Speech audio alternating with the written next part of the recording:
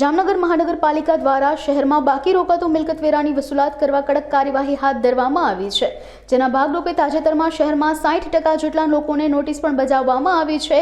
ત્યારે ટેક્સની વસૂલાત કરવા જામનગર મ્યુનિસિપલ કોર્પોરેશનના તંત્રએ કડક કાર્યવાહી હાથ ધરી છે, જે અંતર્ગત શહેરની પંચશીલ પ્રાથમિક અને માધ્યમિક શાળાનો છેલ્લા ઘણા સમયથી મિલકત વેરો બાકી હોય, જેને નોટિસ આપવા છતાં મિલકત વેરો ભરવામાં નહીં આવતા આજરોજ જામનગર મહાનગરપાલિકાના ટેક્સ શાખાના અધિકારી જિગ્નેશ નરમલી અને તેમની ટીમ દ્વારા મિલકત વેરો વસૂલાતના ભાગરૂપે શાળાને સીલ કરી દેવામાં આવી છે।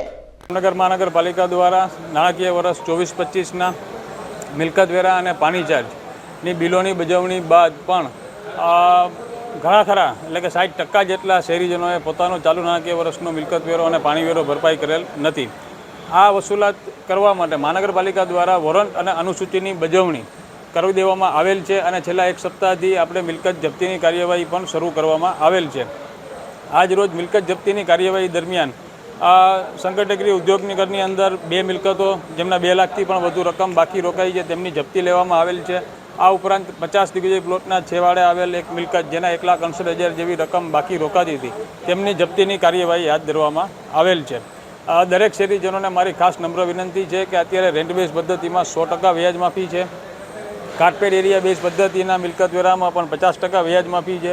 તો આપનો બાકી રહેતો મિલકત વેરો અને પાણી ચાર્જ છે એ મહાનગરપાલિકામાં ભરપાઈ કરી આવી કડક કાર્યવાહીથી બચવા અનુરોધ કરવામાં આવે છે।